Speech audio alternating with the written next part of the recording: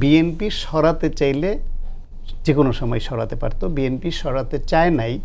কারণ হচ্ছে সাংবিধানিকভাবে এই ইন্টারিমের সময় সে যেই সহযোগিতামূলক আচরণ করেছে ধারাবাহিকতা রক্ষার জন্য, সেই জন্য বিএনপি রাষ্ট্রপতির যে প্রতিষ্ঠানটা, যেটা দীপুভাই বললেন, প্রতিষ্ঠানটাকে অপমান করতে চায়নি। এটা হলো মূল কথা। কিন্তু উনি স্বেচ্ছায় চলে গেলে বিএনপি ওনাকে ধরে রাখতো না।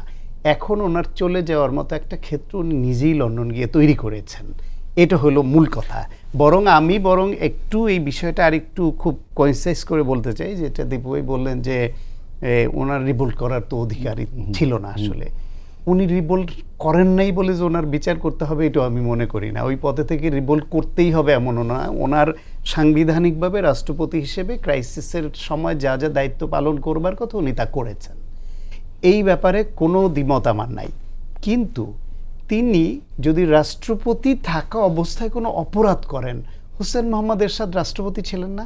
তাকে কি বিচার ফেস করতে হয়নি? তাকে জেলে যেতে হয়নি? তাকে মামলা ফেস করতে হয়নি? পৃথিবীর বহু দেশে রাষ্ট্রপতিকে তার ক্ষমতাচ্যুত হওয়ার পরে অথবা ক্ষমতা ছাড়ার পরে, সাবেক হওয়ার পর জেলে যেতে হয়েছে না? সুতরাং উনি যখন ওই পদে যতদিন ছিলেন তখন তাকে 51 1 2 3 তাকে সুরক্ষা দিয়েছে। তিনি এখন আমাদের মতোই একজন, বা আমাদের থেকে একটু উঁচু দরের প্রোটোকল পাওয়া সাবেক রাষ্ট্রপতি। কিন্তু রাষ্ট্রের নাগরিক, অন্য যে কোনো নাগরিক যেমন বিচারের আওতায় আসতে পারবে, উনিও আসতে পারেন।